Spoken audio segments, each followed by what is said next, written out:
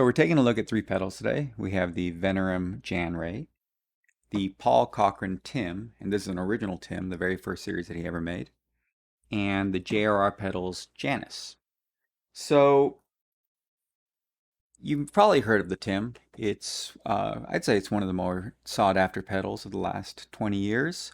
It's known as being a transparent drive. You put it on and I'll say when you have the bass and treble at 0, and gain at 0 and volume to be unity, you pretty much have the exact sound of whatever your guitar sounds like through your amp. No change in sound at all, which makes it a great transparent boost.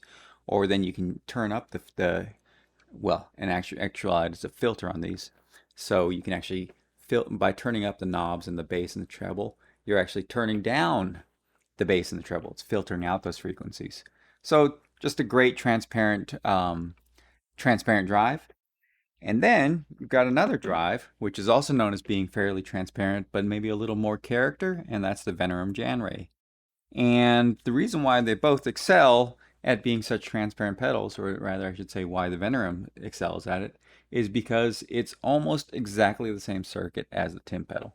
Now there are some slight tweaks to it. It has a little bit more bass, it's a little bit heavier, it does have a little bit more character, and for that reason I would actually recommend, if you're looking between any of these three pedals, I would recommend getting the Tim if you're really, really looking for the most transparency possible. However, you can get very close to that sound, and most people do tend to like the character that the Vemarum adds, which is just a slightly smoother, just a little bit more bass, a little bit heavier sounding. So it's a great sounding pedal. Love it. Absolutely love this pedal. So what we've done with the JRR pedals Janice pedal is it's taking the sound of the Jan Ray and then adding some features that I love about the Tim.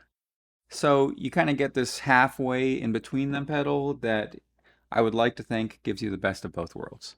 First of all, I've got this little trimmer pot back here. Probably can't see that. There you go.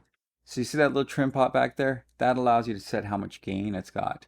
And so if you watch the video, you might have noticed, maybe you didn't notice, but if you did notice, when I had the gain at the lowest possible setting, it was still kind of driven. Like you can't get perfectly clean like you can with the Tim. And it is possible to change that. You just have to turn this down and then you'll get the exact same gain range as the Tim. But this I borrowed from my buddy Keith Armstrong, amazing mix engineer. And I didn't want to tweak his settings, so I just left it where it's at and used the gain controls on these pedals to match it. So the Janice starts out with the gain range of the Tim pedal. And what it does though, and which actually the Tim does as well, but I'll show you that in a second. So what it does is it has a secondary boost function. And what the boost function does is it engages the second control right here. And what this is almost identical to the trim control on the back of the Jan Ray. So you get this great ability to just dial in whatever sound you want and then switch in the extra boost from the trim control. Also have a little low frequency filter on it as well.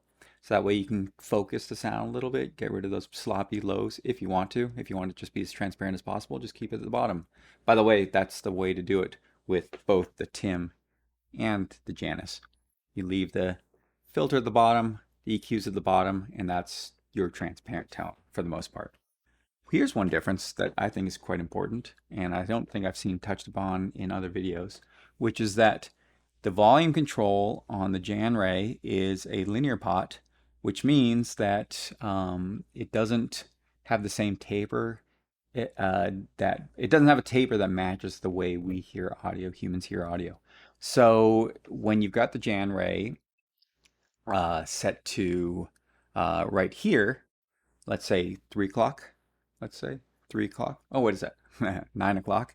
When you've got it set to 9 o'clock, so you actually have to set the Janice maybe at about, what is that, 11 o'clock to be the same volume setting. However, when you have them both set all the way at maximum, they sound exactly the same. So the gain range is different. I mean, the volume range is actually exactly the same. It's just that where you'll find them on the pots is a little bit different.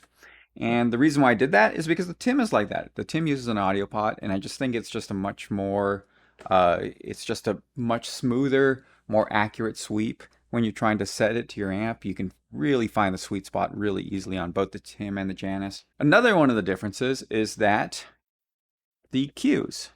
So on the Jan Ray, to have it 100, the EQs are actually reversed. So to have it be as transparent as possible, you have to turn the knobs all the way up. And then to filter out the frequencies, you turn them down, which makes sense. It's a great way to do it. But the reason why I actually changed it for the Janice to mimic the behavior of the Tim is because, first of all, well, the reason why is because the treble control on the Tim is actually a lot more effective. What should I say? The treble control on the Tim is actually has a lot bigger range. And so you can actually get sounds, let's say, you can actually get sounds that you can't get on the Jan Ray, which you can only get on the Tim. And there's a particular sound with the treble and bass all the way up, which means all the way filtered, which on the Tim, all the way up, all the way filtered. And it's a sound that I absolutely love. I think it's actually the best sound that the Tim makes. And you can't get that sound on a Jan Ray because it doesn't have the same frequency range on the treble control.